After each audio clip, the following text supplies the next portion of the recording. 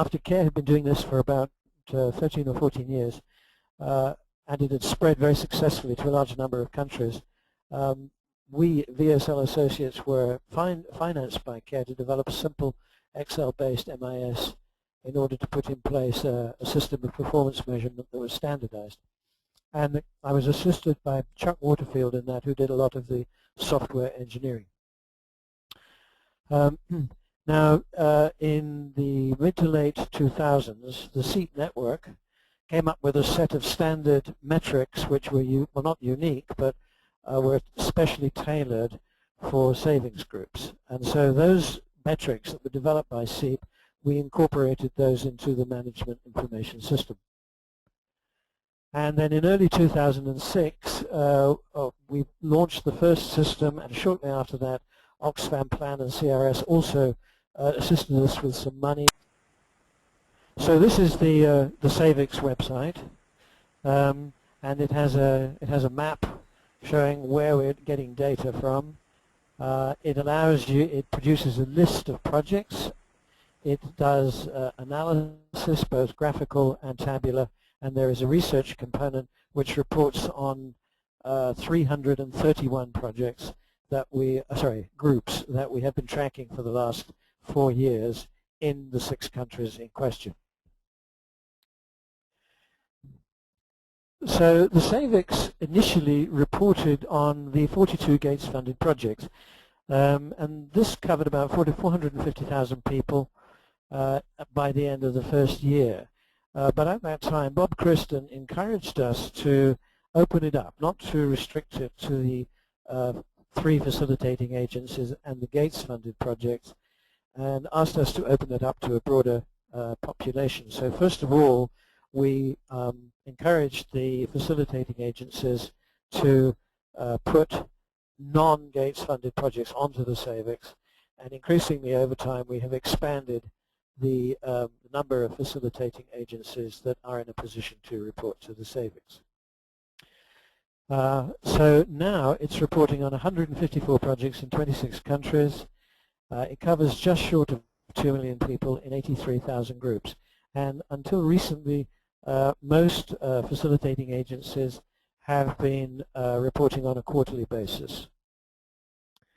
So if you look back, here is a table which gives us some indication of the evolution of the data that we've been putting on the Savix, and you can see that in 2010 Q4 we had 39,000 groups. Now we have 80,000.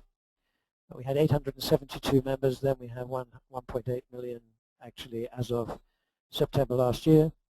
But there are 3 metrics along the end which I think are worth looking at, and the first of those is that the ratio of savings to loans. We are seeing that by and large people are saving more than they're borrowing in aggregate, but the ratio of savings to loans is actually decreasing, indicating that more and more of the available funding is being borrowed. So it went from a ratio of 223% in 2010 to 149% now. But still we're seeing that most savings groups and most savings groups programs are self-capitalizing to a degree that appears to be quite adequate. We've seen a fairly constant level of return on assets right from the beginning, and it's always over 30%, and is currently running at 36%. And we've seen a fairly steady decline in the cost per member. The current cost per member is just slightly over $22. Now, what are the limitations of the current system that we're using? The Savix only allows data to be posted by what we call facilitating agencies. It can't be done by a local NGO that just wants to be in a position to post its data. And especially as grants, large grants to the international non-governmental organizations are coming to an end, less and less data is coming from them, and this appears to stall the apparent growth of the sector. But it is also very clear that the sector is growing very rapidly amongst a number of southern NGOs who are not yet in a position to report because of the requirement that data is posted by a facilitating agency, simply because moving the data file from an Excel file into the data into the SAVIX database is somewhat challenging and requires an awful lot of online support to maintain. And it's simply not something that we can consider for the long term because the support costs would be too high. Okay. The other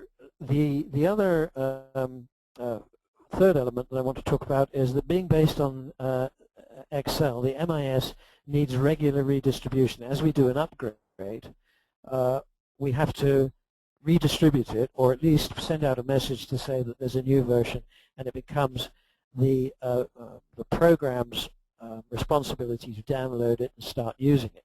So what we're ending up with is a fairly wide array of different versions of the original MIS. And the MIS, as I said before, can't provide database analysis capability, and it doesn't provide time series information. Hold on a second. I have to make a connection.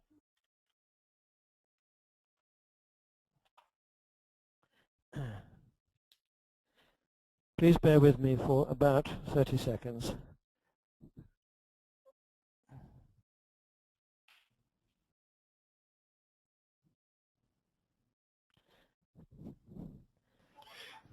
And while Hugh is getting this loaded up, I just want to remind people that you can ask questions by typing in your questions to the question box. And I will be aggregating those questions and asking Hugh when we get near the end. We are obviously going over because we are about 10 or 12 minutes Give me just late. a couple more seconds. So I'll turn this back over to Hugh. And okay. The wall socket into which my computer was plugged does not appear to have, it's not live. So I'm running low on battery power. Okay, just bear with me a second or two. This is really rather an awkward situation.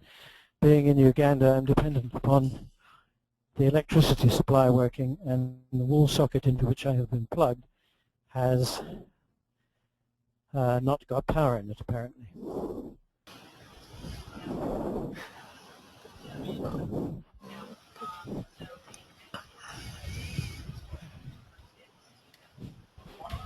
The joys of... Let me go somewhere else. Ah, okay.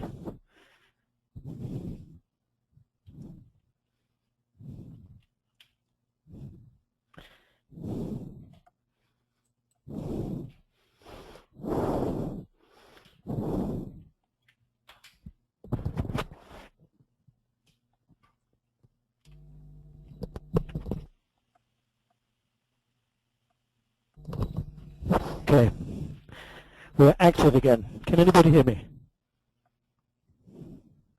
Okay. Hello, Bill. Are you there? yes, Hugh, I think everybody can hear you. Can you hear me? Hello? Go ahead, Hugh. Just proceed. Hugh, go ahead. Ah, there we are. Good. You're all there. Yes. Fine. We've managed to reconnect. Okay, good. Now, let me get on to the basic design of the system. It's web server based, which means that it is not resident on the user's computer. It's based on the internet. It's rather like Hotmail. Okay, and the advantages of this is that we don't have to distribute the system manually as we've been doing before or by email. It's not affected by viruses. The system performs data quality checks. There's a much reduced maintenance cost because we don't have to have online help, and neither do we have to finance distribution, and it improves data security. Because it's built into the SAVIX, it's an integral part of the SAVIX. Posting data to the SAVIX becomes automatic at the user's discretion. So you don't have to go through this whole business of creating a data file, going to the SAVIX website and uploading it. It's automatically uploaded in real time, and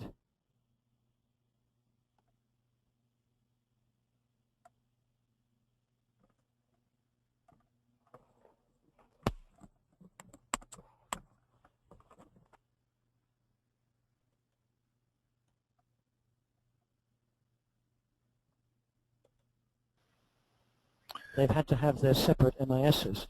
With this system, you can create multiple projects, and those multiple projects are resident within a single MIS. And it also allows for the creation of private networks, which are networks of different MISs or different projects which can voluntarily join in a network and share information. And one other advantage is that data to the MIS can be posted from any location. You can post it in New York City, you can post it on the backside of Mount Kilimanjaro, as long as you've got an internet connection. And the system allows a project to have its data posted by multiple users simultaneously. Now, here is a picture showing the architecture of the system. The yellow boxes represent an instance of the MIS.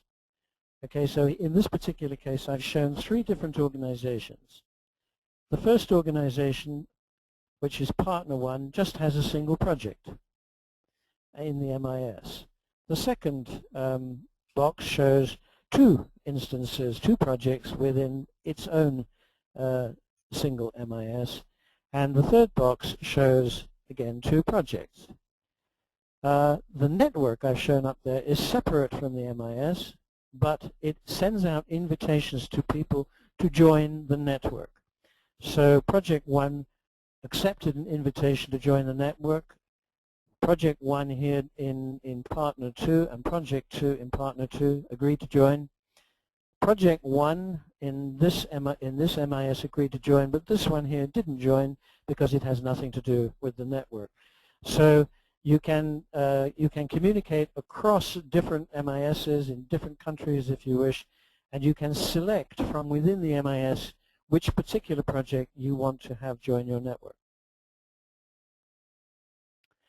Okay, what I'm going to try and do now, assuming that the internet is still working fine, I'm going to move to the internet itself and show you some elements of the system. Whoops-a-daisy. Okay, here we have a sign-in screen, which shows that I have an MIS that I want to look at, and I can have it gives me a comprehensive list of the instances of the MIS that are already being used by different organizations, and I have chosen my project from there. I have put in my administrator username and my password, and now I'm going to sign in, and I'm going to cross my fingers.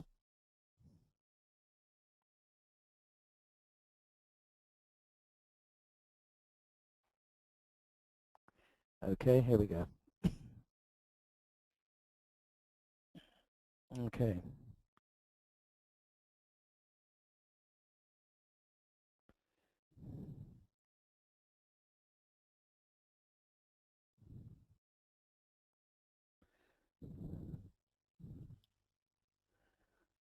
Oh, there we are. Okay, it's processing. Okay, the server for this system is in Bulgaria. Okay, now, I'm not going to go into much detail about the setting up process, but I'm more interested to show you the basic way the system works. You have a configuration tab which allows you to put cost data into the system, which is what you have spent on the project. It allows you to set passwords, and it also is the place where you would go to in order to authorize the movement of your data to the SAVEX website.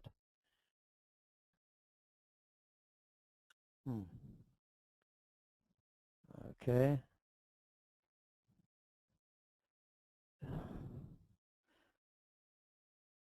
I really should have chosen some other place than Kampala to do this.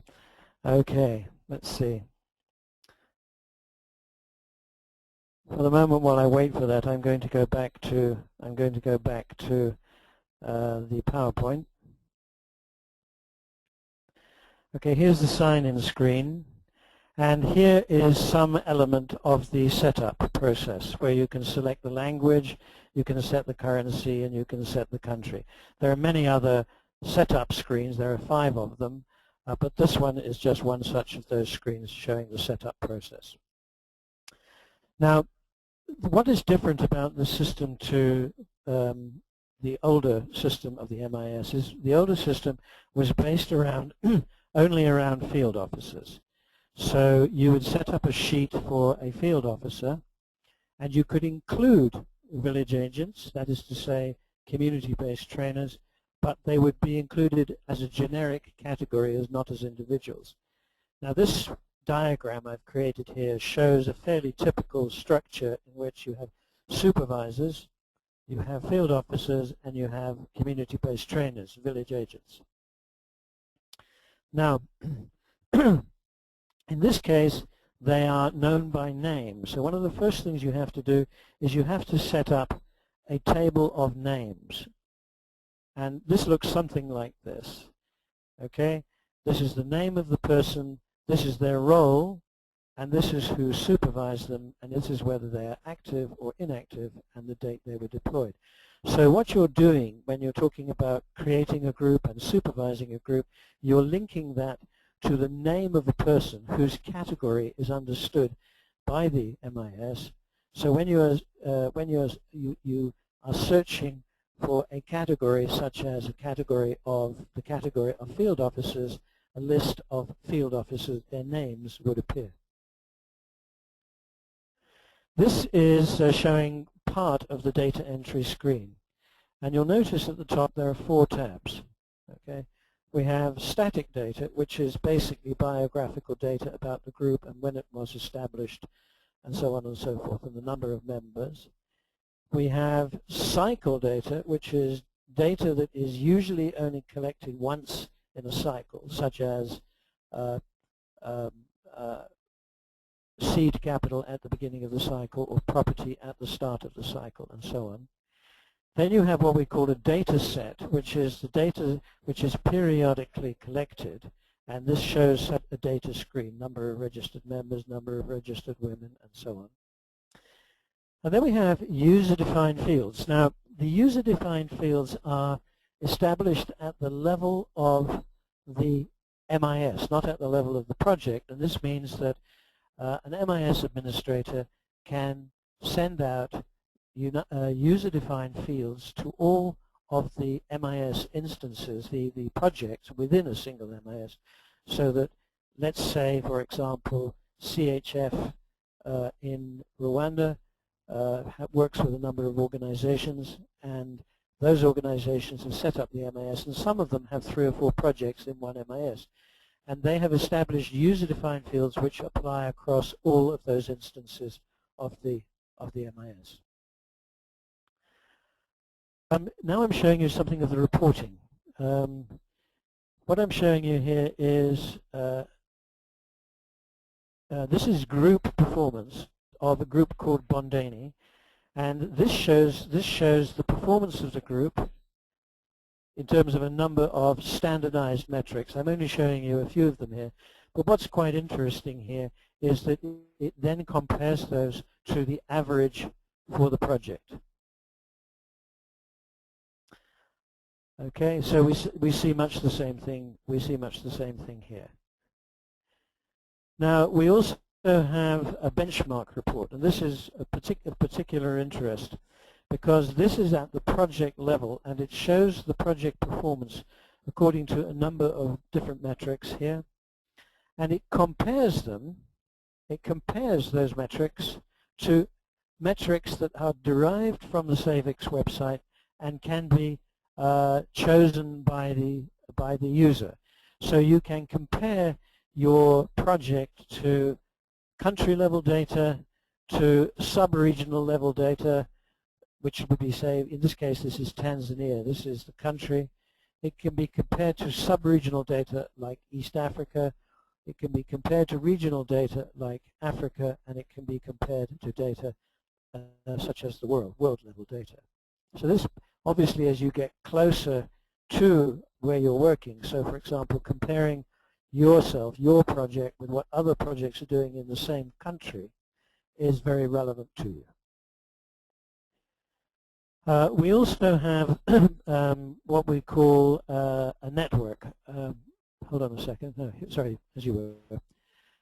This particular one is group comparison. You're in a position to choose the metrics using this selector here that you want to compare on a group-by-group basis. But in this case, it is the groups that are linked to a particular trainer. So this trainer called Peter Kimani has all of these groups here. The metrics have been selected on the right-hand side, and this then produces a group-by-group report.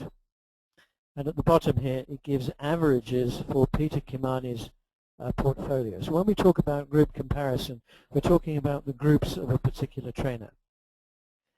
When it comes to trainer comparison, we are taking the portfolio of the trainer and we're classifying them. We're saying we want to say the portfolio of the field officers, including the village agents that work for them. What do their portfolios look like according to the metrics that we've selected here? So you can see very clearly that there's significant difference between the performance of some of these field officers. You can see quite a significant difference, for example, in terms of return on savings. You can see significant differences in terms of dropout rates and in terms of caseloads, the number of groups that are being trained. Finally, I want to I said that a network is constructed of a number of different projects, not of MISs, but of projects within the MISs. They all agree to participate in the network, and if they do agree to participate in the network, you can select different projects. You don't have to have all of them. You can sub-select clusters of projects, and again, you can test them by the metrics that you've chosen. So for example, I've clicked on attendance rate here, and the average attendance rate here is showing at 60%. We've also selected a percent of members with loans outstanding, and you'll see here that that is 53%. And the return on savings is 39%. Okay, finally, at least on this PowerPoint, I want to show you one thing that is of particular interest, I think, going forward, and that is we were talking about the configuration.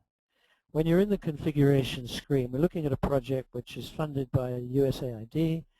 It has a certain cost, a project start date and a project end date, and you can then, just by clicking on a radio button, agree to share data with the SAVIX or not.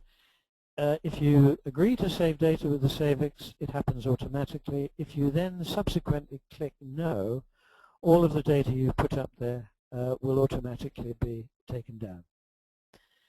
Okay, that's the basic structure of the system. And going forward, we're now on release 3, and release 4 is coming out at the beginning of next month. These are planned releases with increased capacity in each release being built into the system, and the final release will be in April.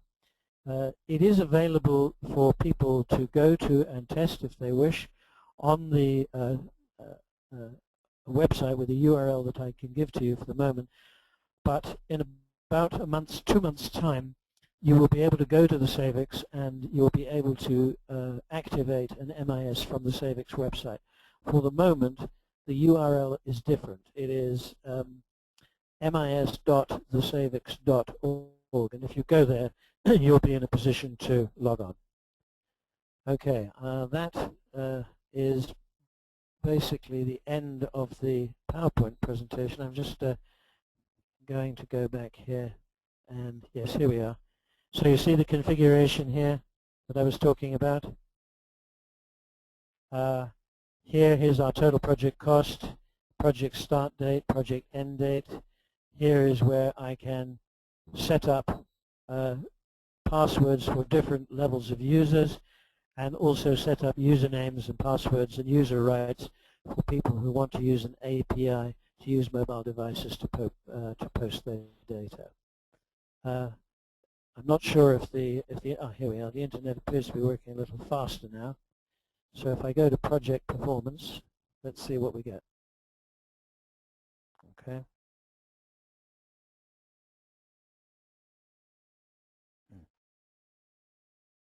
I spoke too soon. While I'm waiting for things to happening, maybe we can I can turn this back to Bill and we can encourage people to ask questions. Okay, Hugh, can you hear me? Hello, Bill. Hugh, can you hear me? Oh, this is going to be hard to ask Hugh the questions if he can't hear me. Yes, I can. Oh, you can hear me. Ah, yes, I can. Marvelous. Well, you have several questions that are kind of piling up here. Bill.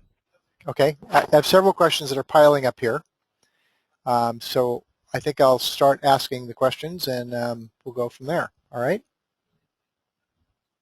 Hugh? He said he could hear me. I don't know if he can. Hugh, can you hear me? I'm not hearing you, Bill, actually. The Skype connection is pretty poor here.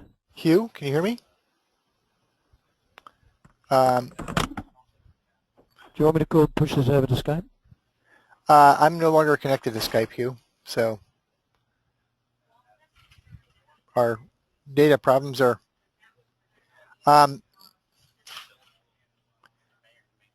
So how can I ask Hugh these questions if he can't hear me? Do you have Skype? Sorry, folks. We're kind of in a bind here because Hugh can't hear me, hasn't been able to hear me. Hello, Bill. Go ahead. Can you ask by text? Yes, I should be able to ask by text, but can you bring me my laptop? The audio connection appears to be periodically breaking. I don't know if you've been able to hear me. We've been able to hear you all throughout, I believe. It's just that you can't hear me, which makes it... good. Can you hear me now? I can hear you now. Perfect. Okay, I'm going to ask you a question, and we'll see if we can get the answer out before we lose our connection here. Yes, I can. Great. Okay, here's a question from Kuria Wanzhou. The other MIS versions used to be downloadable from Savix. Will this be the same for this version, or is it done totally online? Hugh? Something must be buffering in the server, Bill. Yeah, I'm very sorry, folks. Hugh, can you hear me now? Say again? The other MIS versions... I can hear you. The other version... Yes, I can. Other MIS versions used to be downloadable from Savix. Will it be the same for this version? Can you hear me? Can't hear a thing now. Okay. Well, folks, Joe, maybe you would like to type. The problem with that is that you can't see the questions. Can you see the questions, Hugh? No, you can't. All right. Well, we're getting to the limitations of... It says audio connection restored. Yes, go ahead. Hugh, can you hear me? Hugh, can you hear me?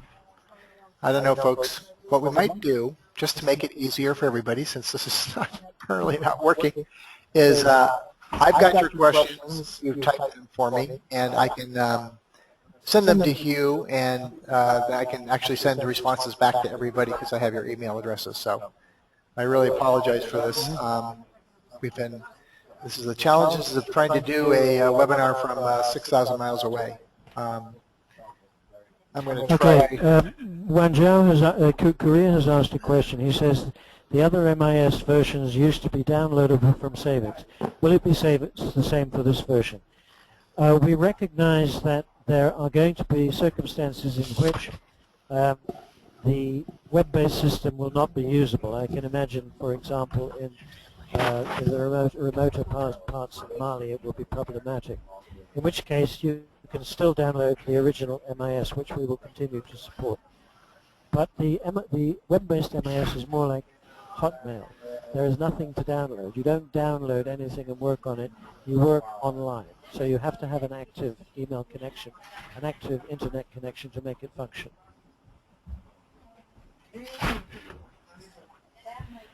And the other question he's asking is, are there organizations already using this version? The last I heard was it was still being tested.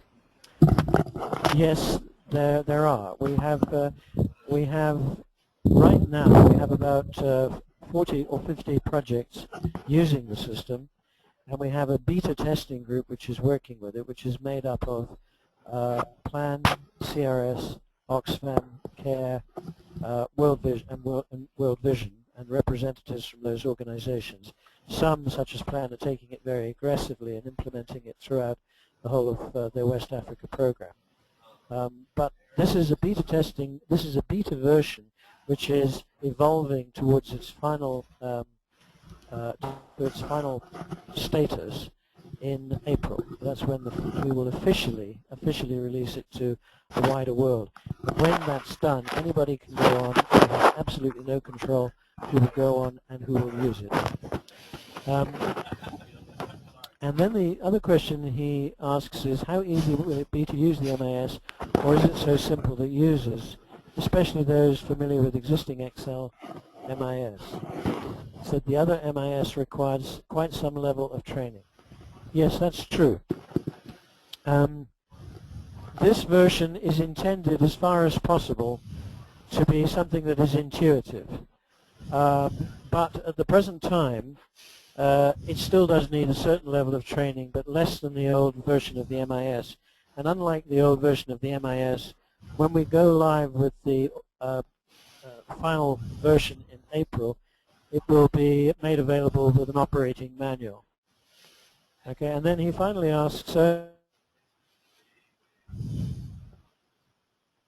offline version that uploads automatically on internet connection availability. That's a question that was not built into the original functional specification, but we might look at it. We originally played around with the idea, but we felt that what we felt was that throughout Africa, internet connectivity is becoming more and more widely available, and it's getting better and better. So we're building the system in parallel with the old system, so that this is for organizations that are reasonably confident that their internet connectivity in their country is reliable enough to use the system. And so far it does appear to be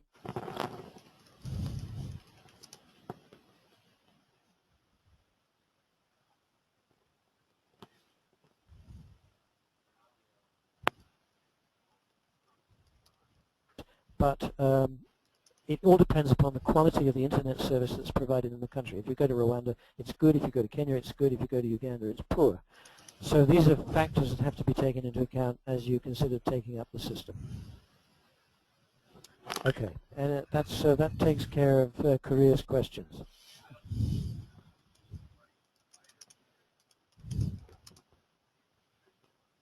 Hugh, can you hear me? Okay, well, I'm going to send Hugh a question via Skype. Go ahead, Hugh. I sent you a question. If you could just repeat it. Okay, let me take a look at it. Yep, it says, does this version provide a data collection form with a print function and a key for use now? No, it does not, but it is planned for version 5, for release 5, which is due out in early April. There will be a data collection form. However, the data collection form for this system will be available for download from the SAVIX as well. And anybody who wants it, I can send it to them. Can you hear me, Hugh?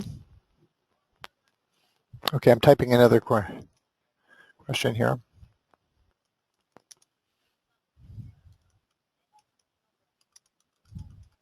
This is a slow way of doing things, folks, but we're doing it.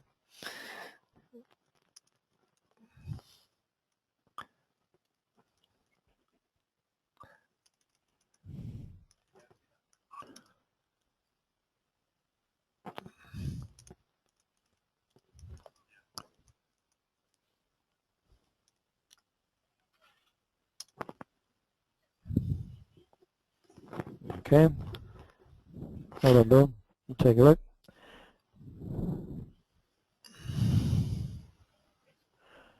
Does this version provide a data collection form? Yes, I've answered that. When Hugh says data will be taken down when you click no, does it mean will data be deleted or withdrawn? It will be withdrawn, and it can be restored simply by clicking on the post to the SaveX button. It's not lost.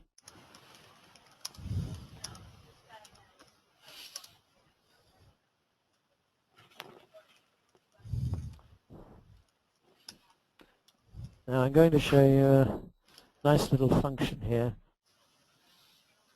Trainer is, let's say, Julia Majara. I run a report, and it tells me, and then on the right hand side here I can put dropout rate, I can put average loan size, loan fund utilization rate, return on savings, etc. Value of loans outstanding, average annualized savings, and all of these columns are sizable, so they're easier to look at. So I can, just by using a selector, look at the different metrics that I'm interested in and change them. And as I change them, the table changes. So percent of members with active loans. Okay, percent of members with active loans. So I can create tables around individual trainers. So I go to another trainer,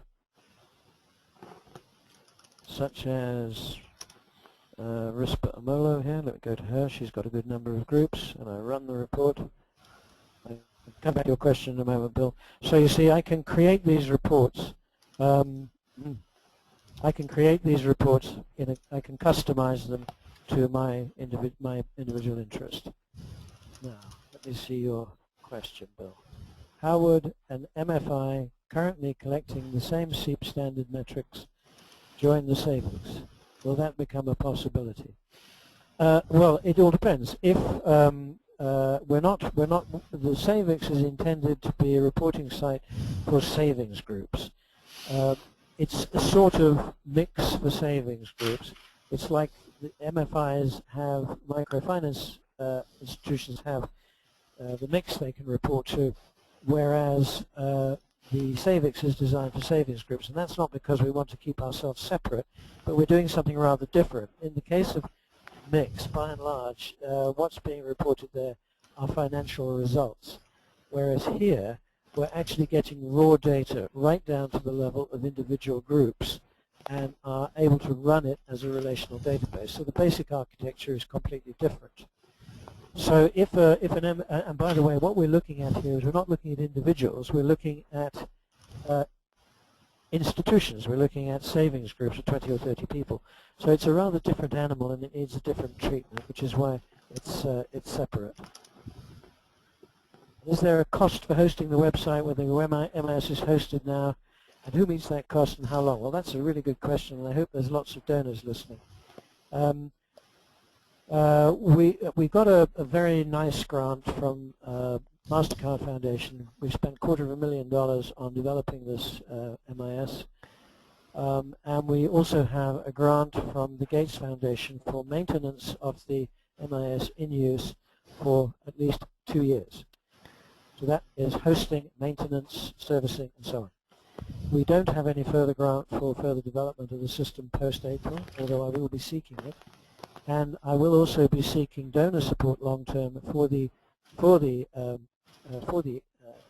website, largely because our interest is, and this is something I tried to explain earlier, by making this accessible on a website, which has got bandwidth requirements similar to Hotmail, and taking away the need to go through a facilitating agency. We want to open this up to literally hundreds and hundreds of southern NGOs that are implementing savings groups programs. And we think that a fee for access to the site, even a small amount, would be a major disincentive, not so much because of the money, but because of the sheer inconvenience of people who probably don't have credit cards being able to do it, Plus also, we think that managing the income from, hundreds of very small um, fees would cost almost as much as it would generate. And when I tell you that the maintenance of this system for the long term is probably going to be $35,000 to $40,000 a year, we think that it is reasonable, at least for the next 4 or 5 years, to seek external support to keep it running. Okay, next one. How are cell phones being incorporated into data update, since they are more reliable than internet connection? Okay. The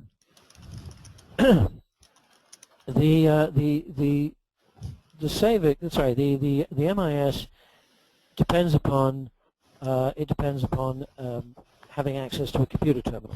Okay, but built into this MIS is an API, and it's at the discretion of whatever program wants to use a cell phone to upload data, to work with our software engineers to craft a solution which works for them in their particular environment. We have a base system which allows you to put information in through a cell phone, but we believe that at least for the next 2 or 3 years, we think that cell phones will have their place, but we also think that they may bring with them a number of problems in terms of the battery dies, the thing gets stolen, and for the moment we're offering 2 ways of entering data: manually through a computer keyboard on the internet, or an API if you, as an organization that wants to use one and wants to craft it to your own particular needs, work with our engineers at your cost to make the interface work for you.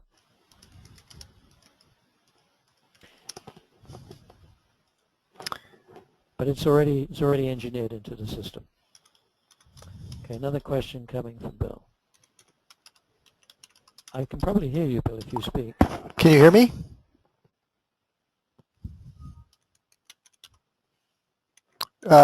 Okay. I guess you can't. No, it's like, well, yeah, sort of. Yeah, go ahead. Just talk. Okay. Well, this is a question from Korea, and he says, well, that's already there. No. data capture is quite a task. You're one of these guys who can't chew and walk at the same time. I can see. Wait a minute. Is there a further question? There is, Hugh. Hold on.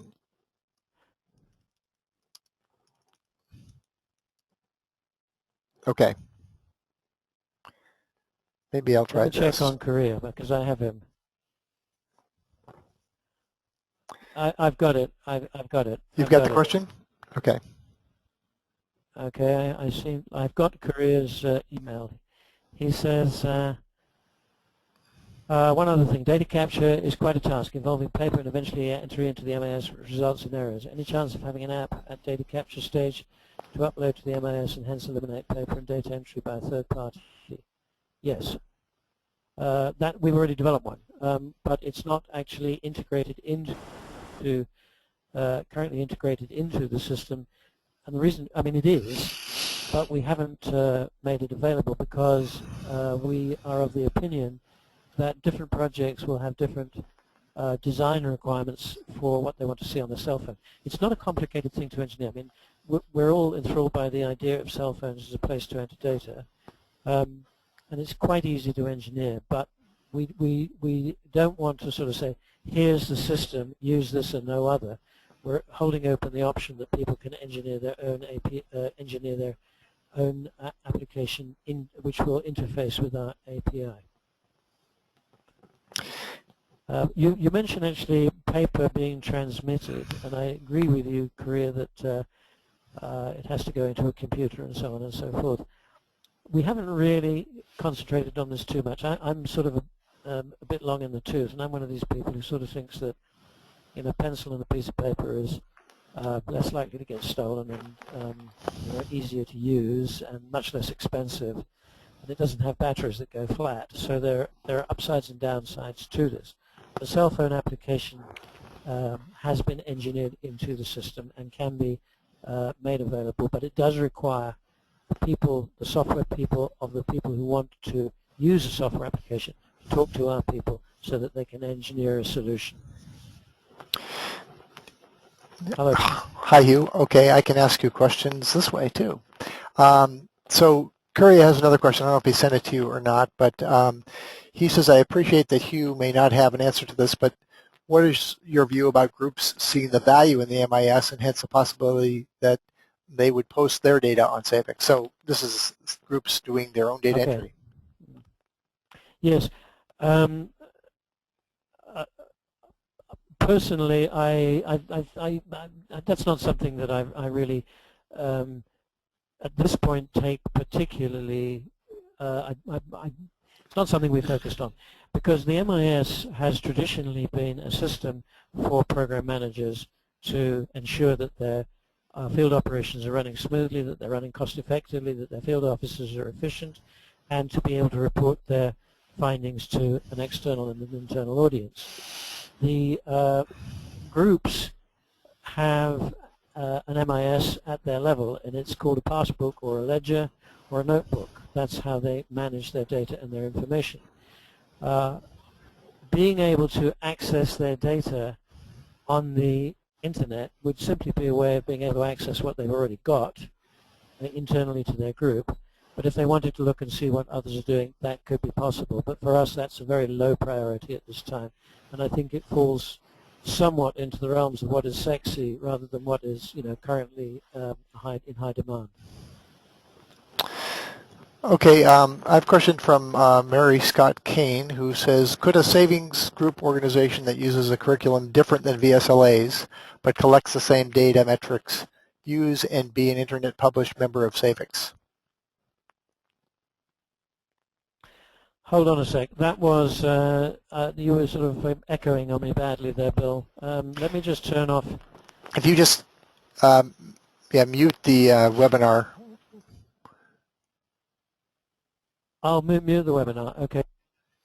So the question is from Mary Scott Kane, and she asks, could a savings group organization that uses a curriculum different than VSLA's but collects the same data metrics use and be an internet published member of Savix?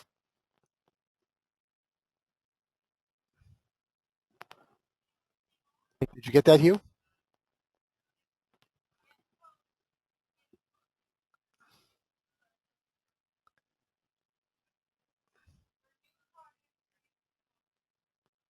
What data are you collecting? But if they use the same data, there shouldn't be any reason why that's not the case, except I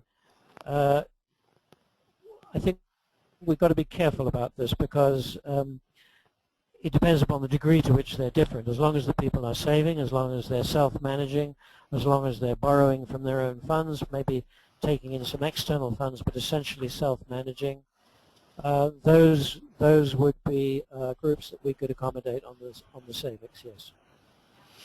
Okay, and I'll just ask a couple more questions and then we'll wrap up. The countries which are testing this MIS version, what data collection tools are they using?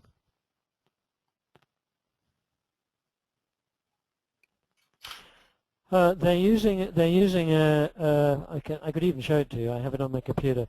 But let me show you right now. I'll go to data entry, the data entry screens. Okay. And you have to minimize the Skype screen and other screens too. Okay, I'm going to. Because all we can see is a picture of me. Run that down there. Is that okay? Because I've only got. Yes, now we can. Okay. Can you see this this screen? Yes. Okay. Hold on. The thing is hogging bandwidth right now. Okay, here we are. Okay. So we have static data. Okay, which is static data which is only collected once throughout the life of the group. Okay.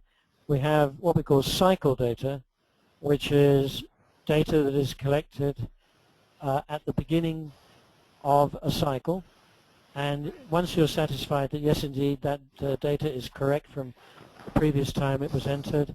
You confirm the data is correct, and you go into a page where you have date of data collection, number of registered members, number of registered women, number of members attending the meeting, and dropouts. That's basic information. Then we have value of savings, value of loans outstanding, number of loans outstanding, write-offs this cycle, loan fund, cash in box, bank balance, social fund balance, property now, and external debts. So that's that data. And then if you have user-defined fields, that becomes customized according to what you have put on your system.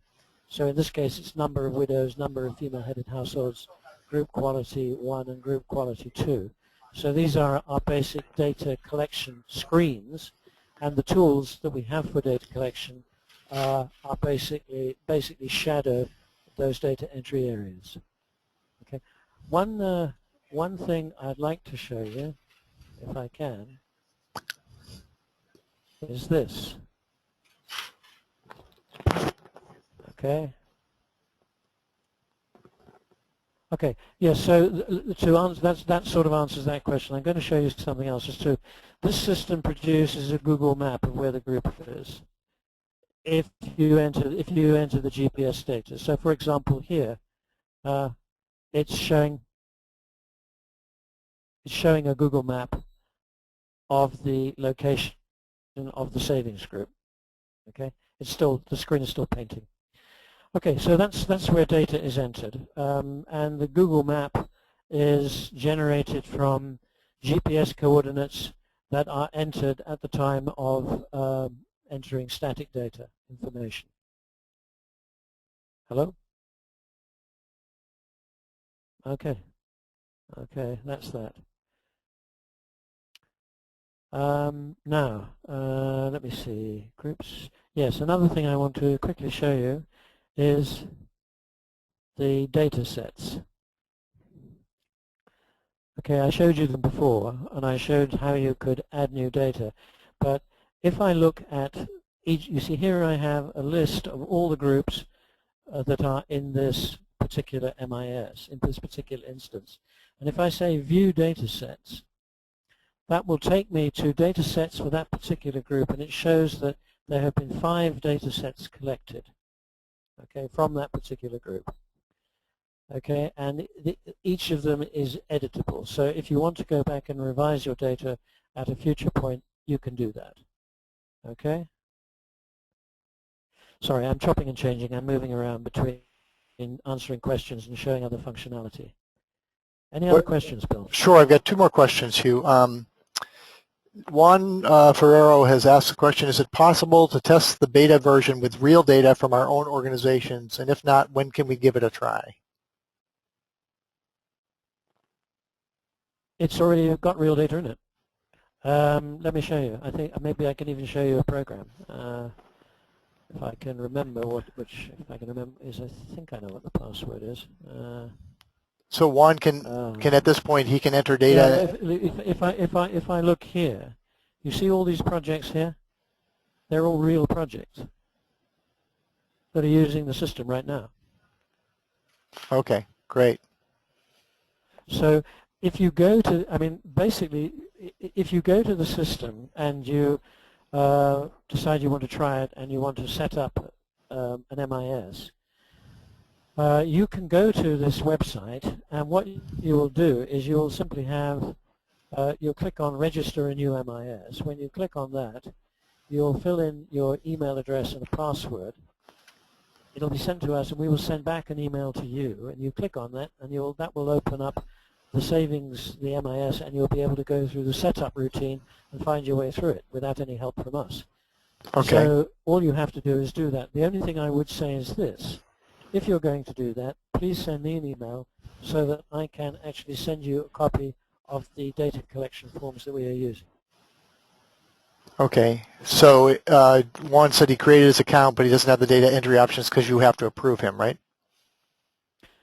No, it's automatic. It's simply automatic. If you apply, register a new MIS, you put in an email address and a password, and our server will automatically send back to you a screen in which you click and log on, and it drives you straight into the setup routines. There is no authorization from our side required. We don't want to be gatekeepers. We want people to pick up the system, try it, see what they make of it. If they need help, they can call us. But we've designed it so that as far as possible, people can work their way through it without external help. Okay, great. And just one other question from Kia Doti asked, what is UDF data, which is user-defined data? How are they collected and compiled? That's up to the organization, right?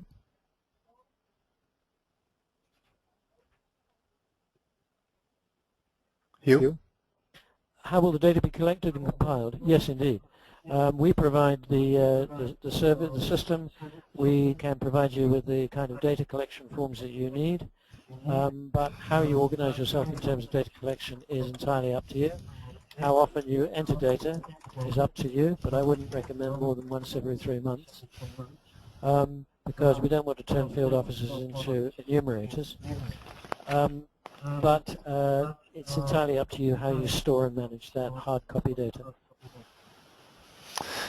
All right. Well, this has been a trial, but somehow or other we were able to get through it. I think Hugh has done a really excellent job of presenting this new MIS. It is still in beta, so there'll be a few things worked out.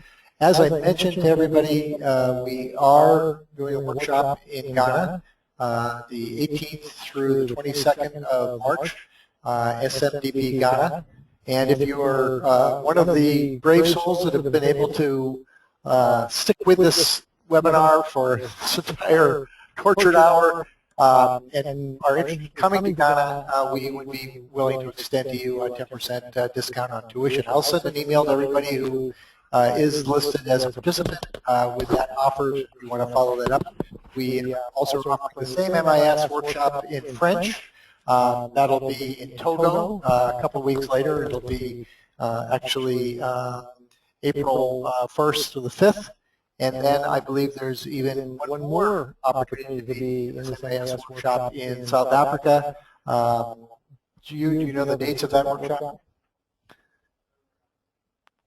Oh, I think I've lost you. In any event, I'm sorry. Oh yes, the Save Act workshop. The workshop is that's going to be in. Where are we now? Yes, I do. They are the 15th to the 19th of April. Okay, great. Did you get that? Yes, absolutely. Thank you, Hugh. Okay. I also want to mention that we do have a pretty packed webinar schedule this year. We have the SMDP webinar page that you can visit. You can see webinars up until at least June or July, but I do want to let you know that on Wednesday, February 27th, 10 o'clock Eastern Time, -5 GMT, we're going to be having a special webinar with the Microcredit Summit, releasing their latest report, Vulnerability, the State of the Microcredit Summit Campaign Report 2013, with a guest host, Larry Reed, the head of the Microcredit Summit. Guest panelists will be Chandra Shekhar Ghosh. He's the chairman and managing director of Bandhan in India, a very large microfinance institution, and Luisa Brinori, Department of Psychology, University of Bologna in Italy, and should be a fascinating webinar. We also will have a webinar in early April, on April 5th, I believe it is. Sabi's group at the Frontier Book Conversation with Candace Nelson, Paul Rippey, and Kim Wilson will all be part of that.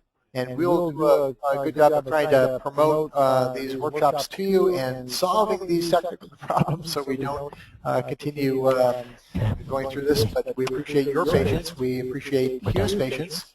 And we thank everybody for tuning in today. And the PowerPoint itself will be up on the website. I'm not sure if we got the recording or not, but if we did, that will be up there too. And I, again, thank you for sticking with us and presenting from Kampala. And I wish everybody a good day, a good evening, and hope you'll come back to a future webinar. Thank you, everyone. Bye-bye.